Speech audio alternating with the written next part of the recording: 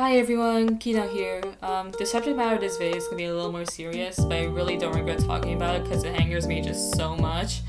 As you can tell by the title, we're going to be talking about parasociality in fandom spaces, especially with smaller creators. I feel like as it is the internet, people get way too comfortable, sometimes forgetting that the people on the other screen are real people. From what I've noticed, there are lots of different kinds of parasociality, and going off of that, it impacts people in different ways. I'm going to divide it into 4 categories. The normal kind, parasociality with smaller creators, bigger creators, and people that aren't creators at all. First, let's define parasociality. The definition changes depending on where you look, but I'll be using the dictionary one. A relationship in which people feel a connection between themselves and a famous person they do not know, whether it be a celebrity or a fictional character or an artificial intelligence. Are you seriously forming parasocial relationships with AI now? Well, okay. That being said, like the categories themselves, I know some common behaviors and decide to make a chart about the acceptable and non-acceptable things you can do with a person. Take it away, Chartsme. Hello everyone, and welcome to the Kino Corner. You will notice that this is just sketchpad.io, however I do not care. As you can see, I've divided these kinds of behaviors into 4 categories, much like the categories of parasociality in themselves. There's not parasocial, requires consent when done with friends or smaller creators. There's parasocial in the tolerable sense, like it's weird but not inherently hurting anyone, and then there's flat out problematic behavior. So the first one is the non-parasocial. This includes the general things, like having a crush on someone or daydreaming about them. You know, just normal things. You're allowed to have feelings for people. No one is immune to them because you're more popular or whatever. Thoughts are not inherently problematic. The problem comes to what to do with them. Then we're going to requires consent. This one is about friend groups and smaller creators. Things like writing fanfiction and shipping can be funny. It can be. We've all done it with our friends, I think. However, it gets to a point. Imagine a stranger walking up to you and your friend and saying the words, word for word, "I'm being parasocial and shipping you two." Yes, that's something I read, directed towards another person, written unironically. Holy.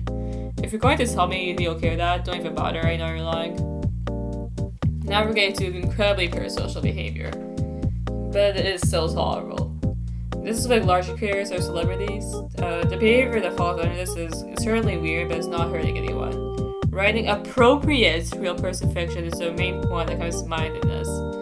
My feelings on RPF are very mixed. Depending on the material, it can be incredibly uncomfortable, either from an outsider's perspective, or it can be nice. Admittedly, I cannot think of a single scenario where it's like seeing RPF, but I'm sure it can exist, otherwise there wouldn't be such a huge fandom for it. However, inappropriate fanfiction, sexual comments directly towards them and other forms of harassment are parasocial and problematic. You are directly hurting another real person who would hardly know you otherwise. They wouldn't know you exist. I don't think I need to explain the problem here. Thanks, Chartsme. If there's something I didn't mention and you're still unsure whether or not you can do it, presume you can't.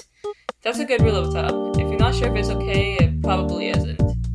So I'm going to start off with talking about the normal kind of parasociality, the kind that most people experience at least once in their lives.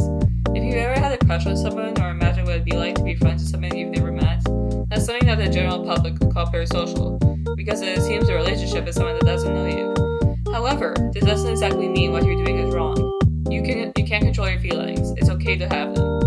However, it becomes an issue when you start bothering people about it. Harassment is never okay, regardless of who you're doing it to, purely because it doesn't do anything productive.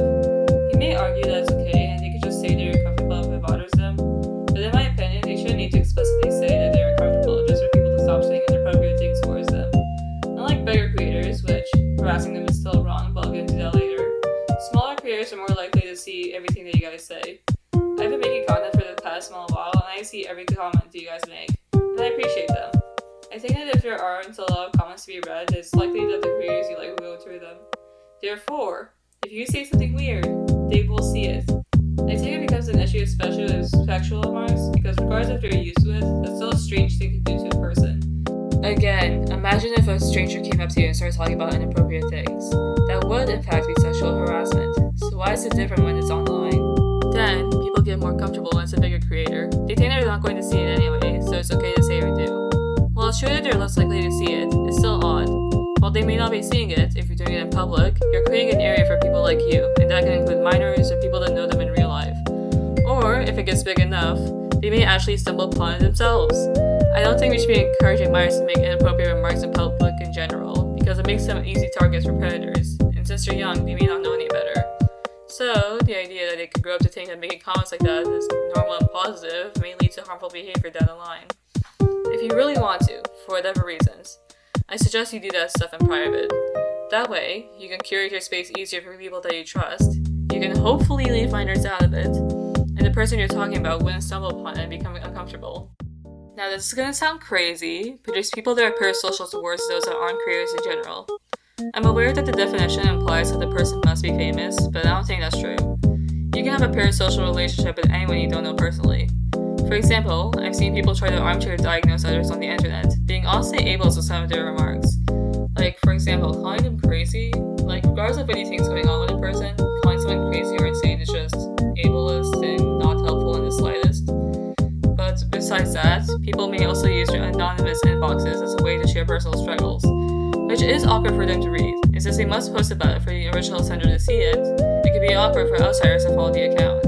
The people that this tends to be towards are accounts with considerable followings, so they could still think it's okay and it won't bother them. But being rude towards them and trying to seem positive does still, in fact, come off as passive-aggressive and could make them second-guess themselves. All in all, I just think it's important to remember that the people on the internet are still in fact people.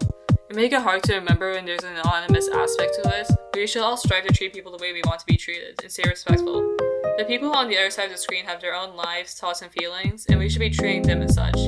I find it easier to stay positive when you move through life with positive thoughts and actions, so we should all be trying to remain positive in our interactions with other people. Anyway, thanks for listening to my miniature rant. If you have anything you'd like to add, feel free to comment down below and I'll do my best to respond. Thank you once again, and I hope you all have a pleasant day.